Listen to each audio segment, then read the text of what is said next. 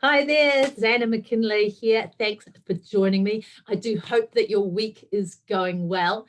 So as we head into the end of 2020, I bet there's a lot of you out there going, thank goodness this year is almost over, right?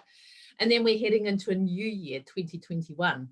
Who knows what that's going to bring? So this week, I'm kind of focusing on resilience and how can we be happy regardless of the external circumstances?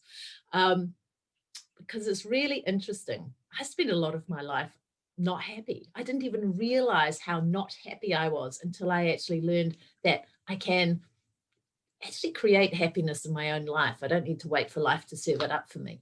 And that's something I've been sharing over the years with lots of others. And I'd like to share some tips and ideas with you as well, if you like. Because here's the thing, I know it's not just me who's going, actually, happiness is something I want and I want to know how to get it.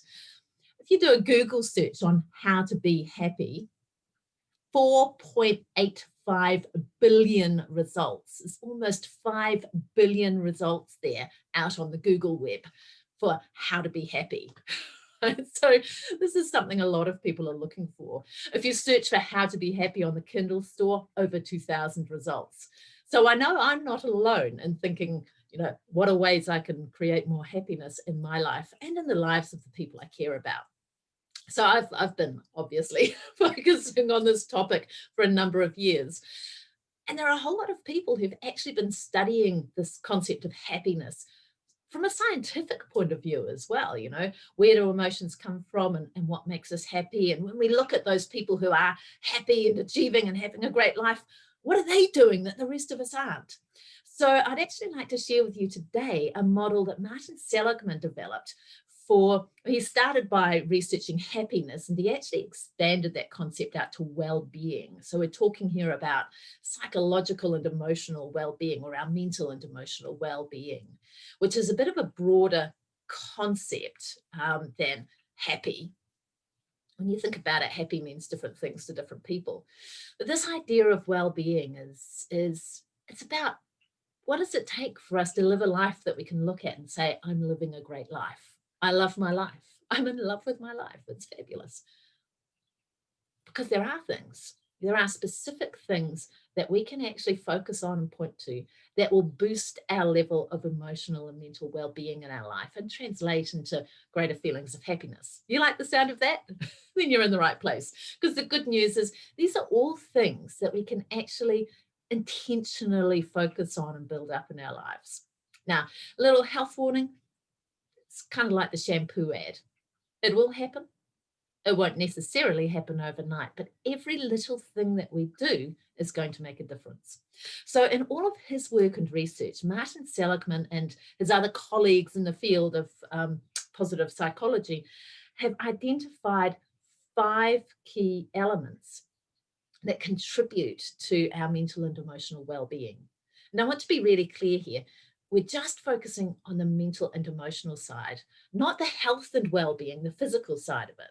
But obviously those two things are interrelated. And if you're interested, I'll share with you some more in future videos about the mind-body aspect and how looking after our mental well-being looks after our health and vice versa, because there's a lot of great stuff that we can all use there.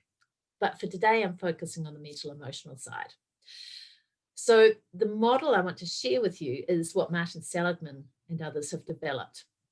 It's called the PERMA model for well-being.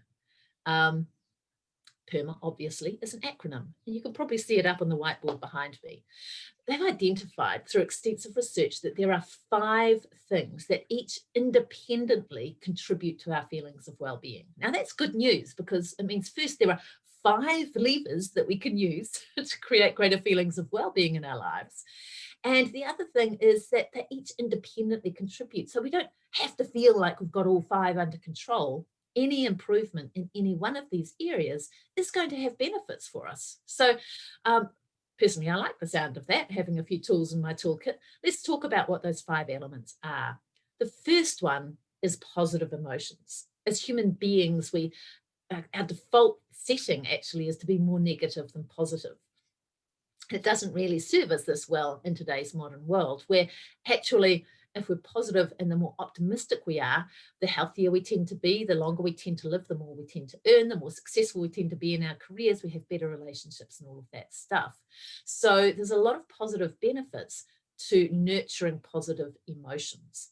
And the first thing we can do to actually help us to nurture those positive emotions is being aware of what we're telling ourselves and choosing how we respond to the circumstances in our lives, which I covered in a video I shared earlier this week.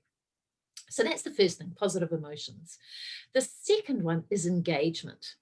How engaged are we in what we do in each day of our lives, whether it's in our work or outside work? How many activities or things do we have which we enjoy or which draw on our strengths to the point that we can actually immerse ourselves in what we're doing, right? It might be through our hobbies, it might be other things that we do just for the fun of it, or it might be in our work. The third one, and this is really key, is the quality of our relationships.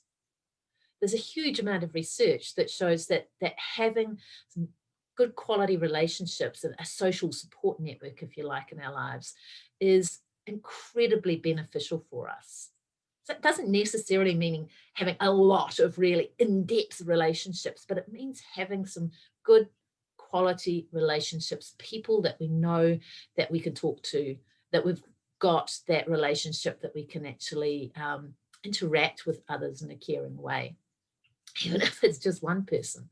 But that is very, very beneficial for us. So actually taking time out from work, from stress, from the housework, to invest some quality time, just spending time with the people that we care about, with our significant other, if we have one, or our children, family, friends, whatever it is, that is actually a really positive thing that we can do, and the benefits will flow through in your work as well as in your life. How's that for a win-win? The fourth one, M, is meaning. And that's basically about, am I able to attach some personal meaning to what I do in my life? Do I feel that I'm contributing to something bigger than just me? For us human beings, that's actually really important.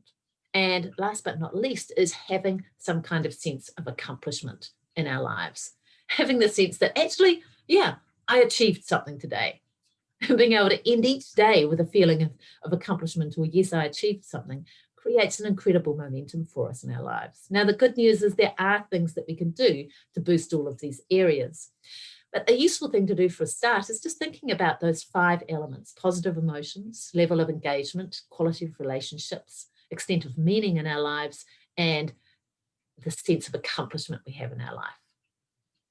Where do you sit in each of those right now? And is there one that you'd actually like to, or maybe more than one, that you'd actually like to intentionally focus on and ask yourself, what would it take for me to actually lift my feeling of positive emotions or engagement or quality relationships, meaning or accomplishment?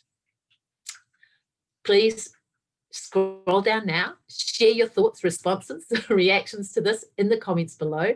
I'd love to hear what you've gained from what I've shared with you today. Thanks so much for joining me. I do hope this has served you. And if there are any particular areas out of that PERMA model that you'd like to hear more about in a future video, make sure you scroll down and note that in the comments as well, and I'll be sure to take that on board.